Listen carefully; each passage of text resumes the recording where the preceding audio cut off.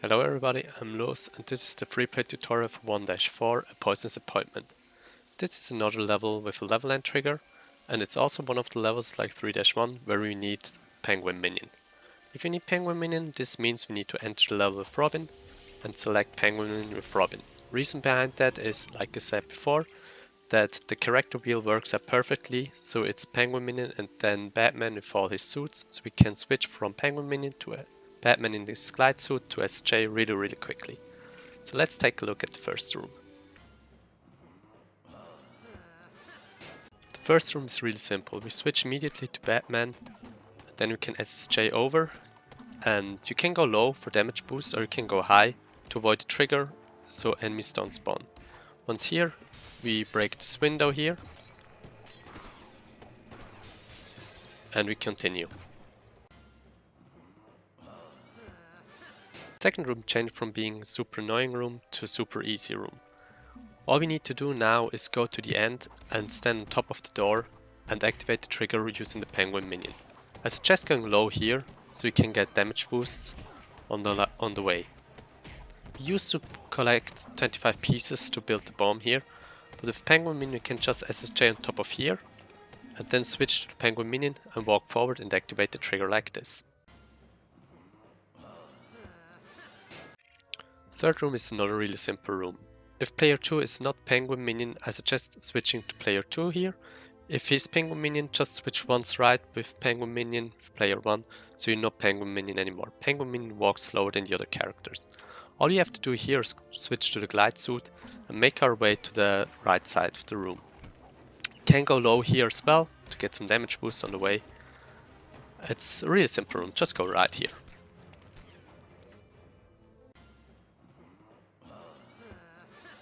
Okay, let's have a look at the final room. The final room actually consists of 3 different rooms, or this final hard load. You have the piece part here, where you drop in 25 pieces in the machine. You have the toxic flower room, and you have the boss fight room. There used to be a drop-in warp we did here by SJing up here, and then dropping in and dropping out P2 immediately. He spawns back here. It's really inconsistent, and I don't suggest going for it. There's a way easier method to do so, and that is positioning yourself here. If you don't destroy this bench thing here, you can stand on something here and it slides you off towards here, and once you're right around here, you can then do an up warp. This works really nicely if you have VSync off. You can still do this with VSync on. There's a visual cue you can use for that. If you can't get this, you obviously can destroy the pieces and build the machine, but keep in mind this loses you a good chunk of time. Once you made it over here, however you made it, by destroying the pieces or doing the inconsistent drop-in warp or the up warp, you can either try your luck and go all the way over here and hit this out of bounds trigger. And this out of bounds trigger ends the fight, so you don't have to do anything with Poison Ivy. The more consistent method would be dropping down here and do an FTT BRC by the plant that stands right here.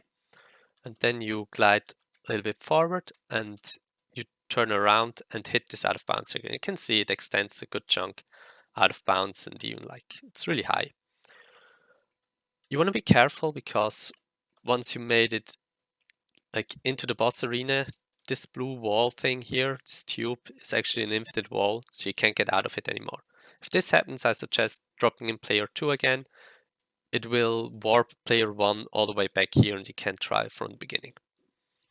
So in game it looks something like this. So for this up warp, I suggest using VSync off. So you can see I glide off or slide off something here.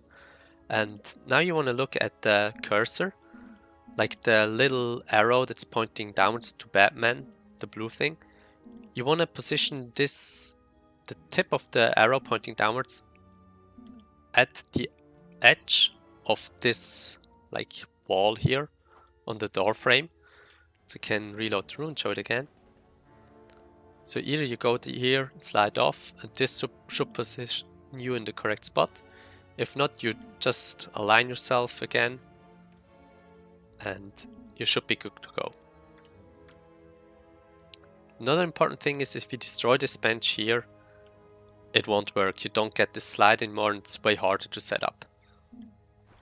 But yeah, once you did this and you are on top of the room, you can just glide over here. And like I said, you can try to hit it immediately from up here. Or the more consistent method would be going up here, pulling out the Batarang and doing FTT BRC.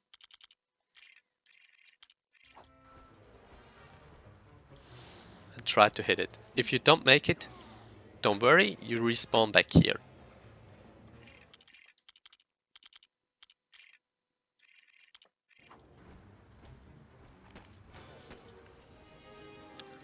So if you're going directly for the afterbounce trigger, you start off the same, doing the up warp here. Then you SJ over both rooms. And I would suggest taking a kind of a bigger line here, so you can better see where you are. And hit it like this. If you clip into this area here and you want to do the boss fight normally, the boss fight is really simple. I suggest switching to Heat to Batman, so you can deal with the enemies really quick. You can then Batarang this bomb to make it detonate quicker. But all you do now is just pull out the Batarang. Meantime you can destroy stuff. You have to destroy a certain amount of enemies until you can build the last piece of the bomb.